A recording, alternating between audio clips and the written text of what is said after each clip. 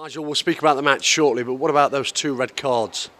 Yeah, it's difficult. Just prior to that, we should have had a penalty. Stephen Quinn went down, literally 20 seconds before that.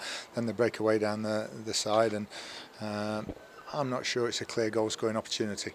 Richard Narty's a yard or so behind. I don't think it's clear enough to send him off. Might you appeal that? Yeah, we're going to have a good look and appeal it. Unlikely, because we know what happens with a lot of these appeals, and it happens with a lot of the decisions that we've seen in the last 4 or 5 games we've had now. And what's the referee seen to send off Stephen Quinn? It wasn't the referee, it was the assistant. Said he'd seen a kick, so if that's the case, that's inexcusable, and he'll be fined and dealt with accordingly. What did you make of your players' performance today? I don't think it was too bad, actually. We're just conceding very poor goals at very poor times and making poor decisions.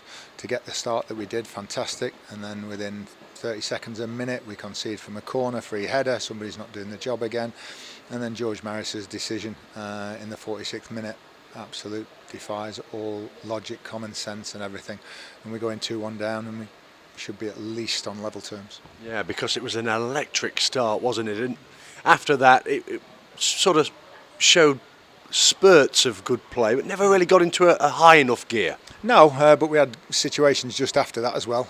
Balls across the face of the goal just got cut out, and I thought their main danger was obviously set plays. So you've got to be careful giving them away. But we've still got a problem centre half without a doubt, and we will have one until James Perch is back on the pitch.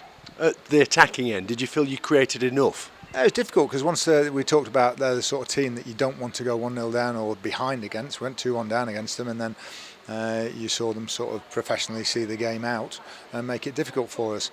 It would have been nicer to see it 1-0 if we'd have gone, 20 minutes, half an hour, how the game would have developed from then. But we can't get ourselves in that position. The number of times we've conceded not long after scoring has been far too often this season. Yeah, I know you touched upon it earlier, and with the third and final goal you were playing with 9 men, but you've been bitterly disappointed with that second corner. Yeah, it is. The only problem is we only have got 9 men. You're a little bit down, and there's a little lad scored it, so you pick the big lads up, and then it's usually the little lads that get free. But we thought it was a blatant foul leading up to it, again, on Richard Narty in the 6-yard box. But I don't want to be moaning about referees, but they are playing an instrumental part in our results at the moment. Going back to Colchester, the penalty in the 93rd minute, and things, especially the other night at Harrogate and again today. We just want fair and just decisions, honestly. Don't want anything going in our favour, anything that's not deserved. But we do feel as though we're not getting a decision or a break at the moment. You touched upon it earlier. How can you remedy at this minute the defensive errors? Can't. I thought Richard Narty was good today. Very pleased with his debut. Got a tackling early on, got booked. We've been lacking some aggression. At least we showed a bit of that today, all over the pitch, which was nice. Unfortunately, it was misguided in the case of Stephen Quinn. So no excuse for that at all, especially with his experience.